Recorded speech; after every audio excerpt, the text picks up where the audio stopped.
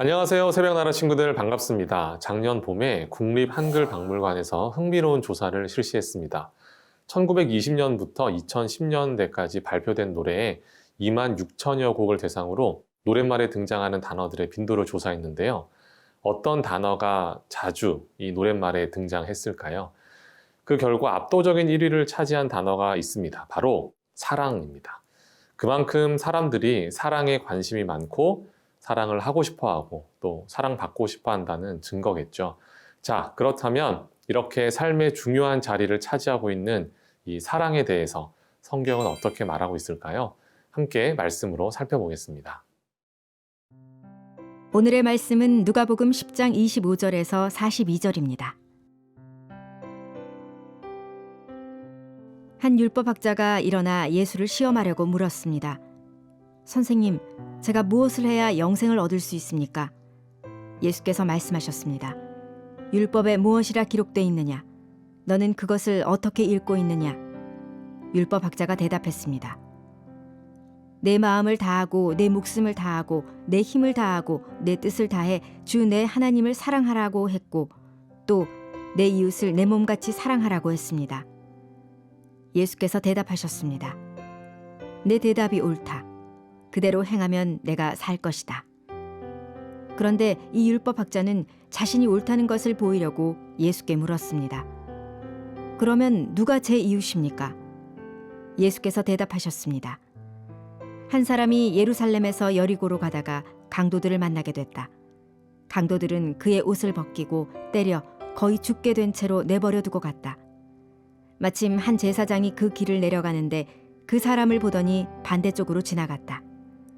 이와 같이 한 레위 사람도 그곳에 이르러 그 사람을 보더니 반대쪽으로 지나갔다. 그러나 어떤 사마리아 사람은 길을 가다가 그 사람이 있는 곳에 이르러 그를 보고 불쌍한 마음이 들어 가까이 다가가 상처에 기름과 포도주를 바르고 싸맸다. 그러고는 그 사람을 자기 짐승에 태워서 여관에 데려가 잘 보살펴 주었다. 이튿날 사마리아 사람은 여관 주인에게 2데나리온을 주며 저 사람을 잘 돌봐주시오. 돈이 더 들면 내가 돌아와서 갚겠소 라고 말했다. 너는 이 세 사람 중 누가 강도 만난 사람의 이웃이라고 생각하느냐? 율법학자가 대답했습니다. 자비를 베푼 사람입니다. 예수께서 그에게 말씀하셨습니다. 너도 가서 이와 같이 하여라.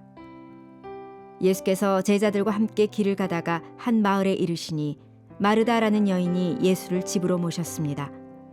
마르다에게는 마리아라는 동생이 있었습니다. 그 동생은 주의 발 앞에 앉아 예수께서 하시는 말씀을 듣고 있었습니다. 그러나 마르다는 여러 가지 접대하는 일로 정신이 없었습니다. 그래서 마르다가 예수께 다가와 말했습니다. 주여, 제 동생이 저한테만 일을 떠맡겼는데 왜 신경도 안 쓰십니까? 저를 좀 거들어 주라고 말씀해 주십시오. 주께서 대답하셨습니다. 마르다야, 마르다야, 너는 많은 일로 염려하며 정신이 없구나. 그러나 꼭 필요한 것은 한 가지뿐이다. 마리아는 좋은 것을 선택했으니 결코 빼앗기지 않을 것이다. 25절부터 37절까지는 우리가 잘 알고 있는 선한 사마리아 사람의 비유입니다. 한 율법학자가 예수님께 영생을 얻을 수 있는 방법에 대해 질문합니다. 예수님은 율법학자와 대화하면서 하나님을 사랑하고 이웃을 내 몸처럼 사랑하라는 답을 주십니다. 그러자 율법학자는 자신의 이웃이 누구인지 질문하면서 이 비유는 시작됩니다. 한 사람이 길을 가다가 강도들을 만납니다. 강도는 그 사람의 물건을 뺏고 옷을 벗기고 거의 죽게 된 채로 내버려 두었습니다. 제일 먼저 제사장이 그 사람을 발견하는데요. 그를 못 본 채 하고 다른 곳으로 지나갑니다. 레위 사람도 마찬가지로 반대편으로 지나쳐 버립니다. 그리고 마지막 어떤 사마리아 사람이 그를 발견하고 자기의 돈을 들여서 치료해 준 다음 여관에 데려가 잘 보살펴 달라고 부탁합니다. 여기서 우리가 발견할 수 있는 사랑의 첫 번째 특징, 손해보는 사랑입니다. 흔히 제사장과 레위인이 강도를 지나쳐 간 것을 두고 강도 만난 사람의 겉모습을 중심으로 설명합니다. 즉, 옷도 벗겨져 있고 거의 죽을 만큼 맞았다면 많은 피를 흘렸을 것이 분명하다라는 거죠. 그냥 보기도 끔찍한데 어떻게 손을 대어서 그 사람을 도와줄 수 있겠냐라는 겁니다. 그렇다면 뒤에 나오는 이 사마리안 사람은 아무거나 잘 만질 수 있는 비위가 좋은 사람인 걸까요? 아닙니다. 제사장과 레위인은 사랑을 베풀되 자신들이 손해보는 것을 감당하기 싫었던 겁니다. 제사장과 레위인은 이스라엘 사람들 중에서 율법에 대해 잘 알고 있는 사람들이었습니다. 레위기 21장에 따르면 시체를 만진 사람은 부정해집니다. 제사장과 레위인은 이 율법을 잘 알고 있었을 텐데요. 바로 이 때문에 지나쳤을 것입니다.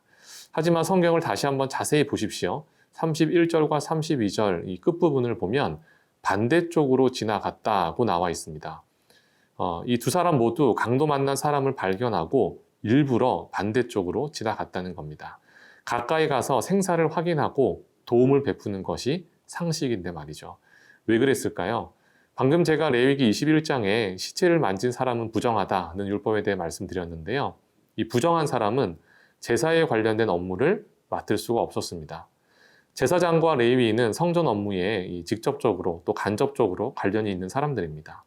강도 만난 사람을 도왔다가 자칫 자신들이 해야 할 일을 못할 수도 있겠다라는 생각이 들었던 거죠.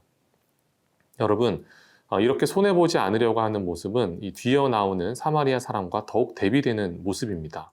34절과 35절을 자세히 보세요. 사마리아 사람이 갖고 있던 것 중에서 무엇이 소비됩니까? 첫 번째로 기름, 두 번째로 포도주, 세 번째 자기가 타고 갈 수 있는 짐승, 네 번째 추가로 들어갈 수 있는 여관비입니다. 이 중에서 사마리아 사람이 베풀어야 될 의무가 있는 것이 하나라도 있습니까? 전혀 없습니다. 사마리아 사람은 단순히 착한 사람이 아니었습니다. 도움이 필요한 사람을 위해 자신의 것을 내어놓을 줄 아는 사람이었습니다. 예수님은 이 비유를 통해서 이웃이 누구인가가 중요한 것이 아니라 이웃에게 어떤 사랑을 베푸는 것이 중요한지에 대해서 답을 주고 계신 것입니다.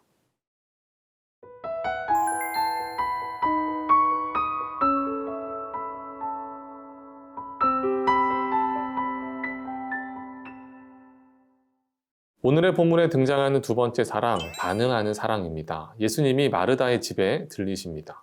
마르다는 예수님을 잘 대접하기 위해서 바쁘고 또 정신없이 움직입니다.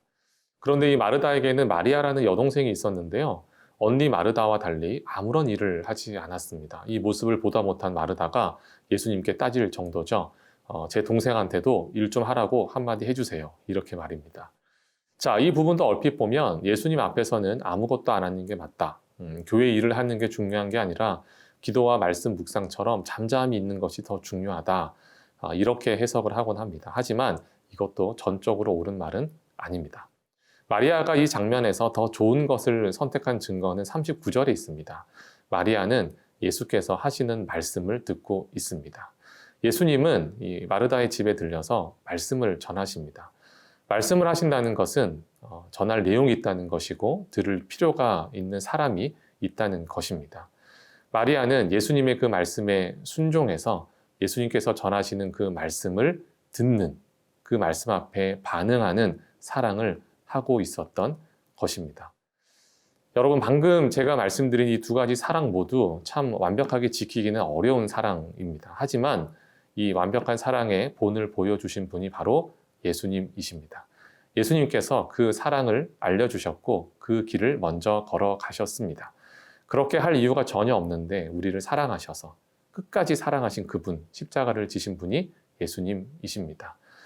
우리 모두 함께 그 예수님의 사랑을 입어서 그 사랑을 베풀 수 있는 하나님의 사람들이 되기를 주님의 이름으로 축복합니다. 아버지 하나님, 우리를 사랑하시되 끝까지 사랑하신 예수님의 사랑을 담기를 원합니다. 진정한 사랑에 목말라 하는 이 시대에 그 사랑을 베풀 수 있는 우리 모두가 되게 하여 주옵소서. 예수님의 이름으로 기도합니다. 아멘.